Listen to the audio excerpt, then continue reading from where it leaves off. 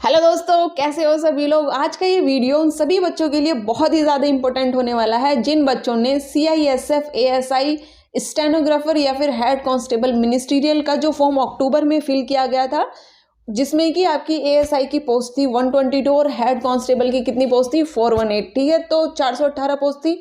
उन सभी बच्चों के लिए ये बहुत ही ज़्यादा इंपॉर्टेंट होने वाला है। किन के लिए? जो कि PST या DV में प्रेजेंट होने वाले हैं। चलिए, तो सबसे पहले आपको ढेर सारी शुभकामनाएं। आप सभी कामयाब हो, आप सभी के चेहरे पर एक लाइफ टाइम वाली आप मुस्कान आ जाए। लेकिन ये उन बच्चों के लिए बहुत ही ज़्यादा इंपॉर्टेंट क्यों होने वाला है? क्योंकि जो आपका PST और DV है वो आज से शुरू हो गया है 30 जनवरी से, और कब तक चलने वाला है? 18 फरवरी तक चलने वाला है। तो अगर आप उस DV में प्रेजेंट होने जा रहे हैं तो आपको ये वीडियो ज़रूर देख के जाना है, क्योंकि हम आज के इस वीडियो में डिस्कस करने वाले हैं कि आपको कौन कौन से डॉक्यूमेंट लेके जाने हैं, कब के वो बने हुए होने चाहिए, उनका ईयर क्या होना चाहिए, क्या क्या मतलब फुल कंप्लीट डिस्कशन करने वाले हैं। तो बिना देरी किए इस सेशन को हम शुरू कर लेते हैं। हेलो दोस्तों, स्वागत है आप सभी का अपने चैनल द टारगेट लॉ में। और हम सबसे पहले मैं आपको बता दूं कि जो आपका PST और DV आज से आपका शुरू हो गया है 13 जनवरी से, तो उसमें आपको क्या क्या डॉक्यूमेंट लेके जाना है। चाहे तो आपका वो कोई सा सर्टिफिकेट हो, चाहे आपकी मार्कशीट हो, चाहे आपके फोटोग्राफ हो, इवन टोटली डिटेल में मैं आपसे बात करने वाली हूँ। सबसे पहले मैं यहाँ आपको बता दूं कि आपको 4 फोटोग्राफ लेके जाने हैं, वो भी रिसेंटली के होने चाहिए। ऐसा नहीं है कि पुराने रखे हुए उठा लिए जिसमें आप बिल्कुल बच्चों से लग रहे हो, वो नहीं लेके जाने। रिसेंटली फोटोग्राफ लेके जाने हैं 4 पासपोर्ट साइज, वो भी रिसेंटली होने चाहिए। और उसके साथ में आपकी जो ID है वो होनी चाहिए, चाहे एक ID हो चाहे 2 ID हो, इतना इससे कोई मैटर नहीं करता है। लेकिन आधार कार्ड मस्ट है। अगर आधार कार्ड नहीं है तो कोई भी 2 ID चाहिए होती हैं। फिर जैसे आपका आधार कार्ड हो गया, पैन कार्ड हो गया, ड्राइविंग लाइसेंस हो गया, या फिर आपका वोटर ID कार्ड हो गया, कुछ भी आप ले जा सकते हैं। ठीक है, लेकिन अगर आधार कार्ड नहीं है तो दूसरी फिर आपका ID कार्ड दूसरे की ज़रूरत पड़ेगी। ठीक है, अगर आधार कार्ड है तो एक ही सफिशिएंट होता है।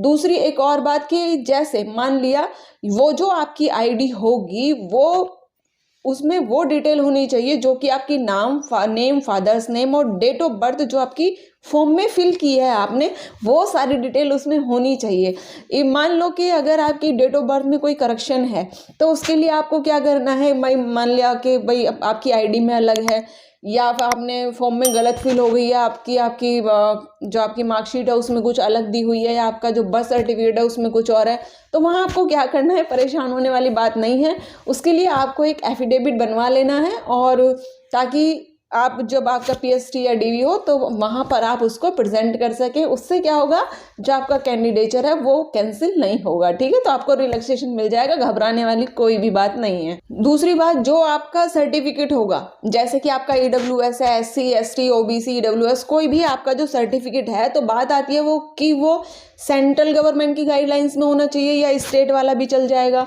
या फिर कौन सी लैंग्वेज में होना चाहिए, ये एक मेजर क्वेश्चन है।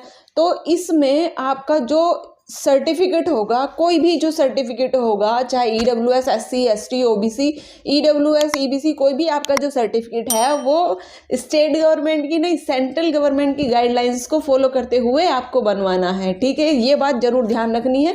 लैंग्वेज आपकी कोई भी हो, हिंदी हो, इंग्लिश हो, उससे कोई इफेक्ट नहीं पड़ेगा। इवन ये भी है कि अगर हिंदी इंग्लिश से अलग भी आपका किसी लैंग्वेज में बन जाता है सर्टिफिकेट, तो वहाँ पर भी आपको घबराने वाली कोई भी बात नहीं है। वहाँ क्या होगा कि आपको उस लैंग्वेज का ट्रांसलेशन खुद से अपने शब्दों में करके और उसे खुद सेल्फ अटेस्ट करके उसके साथ में आपको वहाँ पर वो जमा करना होगा। ठीक है, तो उसमें भी घबराने वाली बात कोई भी बात नहीं है। दूसरी अब बात आती है कि भाई जो आपका SC सर्टिफिकेट है, ST सर्टिफिकेट है, OBC EWS, ये जो आपके सर्टिफिकेट हैं ये कौन से फाइनेंशियल ईयर के होने चाहिए, या कौन से ईयर के होना चाहिए, कितना पुराना होना चाहिए। ठीक है, तो अगर आपका SC ST सर्टिफिकेट है तो वो कितना भी पुराना हो, बस जब आपके जो आपने फॉर्म फिल किया था उसकी जो लास्ट डेट थी उससे पुराना नहीं होना चाहिए। ठीक है, और अगर हम OBC की बात करें तो OBC का सर्टिफिकेट जब आपने फॉर्म फिल किया था उससे 1 साल पुराना नहीं होना चाहिए। ठीक है, बस 1 साल तक ही चल जाएगा, उससे ज़्यादा का नहीं चलेगा। अब बात आती है कि EWS सर्टिफिकेट, तो EWS सर्टिफिकेट आपका 2 साल पुराना होना होगा तो भी चल जाएगा। इससे ज़्यादा पुराना अगर सर्टिफिकेट होगा तो फिर आप वो वैलिड नहीं होगा, वो नहीं चल पाएगा। ठीक है, तो अब आपको अब लेकर कौन कौन से डॉक्यूमेंट जाने हैं वो भी एक बार सुन लीजिए, कि पता चला हम जो ज़रूरी डॉक्यूमेंट था वो भूल गए और फिर वहाँ पर परेशान हो रहे हैं।